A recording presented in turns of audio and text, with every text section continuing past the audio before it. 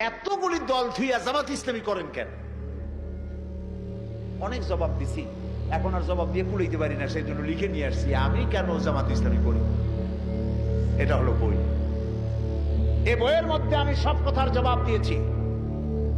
বাংলাদেশে একজন ব্যক্তি বলে বেড়ান জামাত ইসলামী কোন ইসলামী দল না, এই কথা একটা লোকে বলে।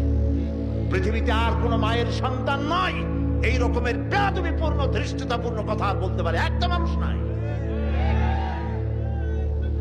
মাওলানা মওদুদী রহমাতুল্লাহ আলাইহির লেখার সাথে দ্বিমত পোষণ কেউ করলে করতে পারে।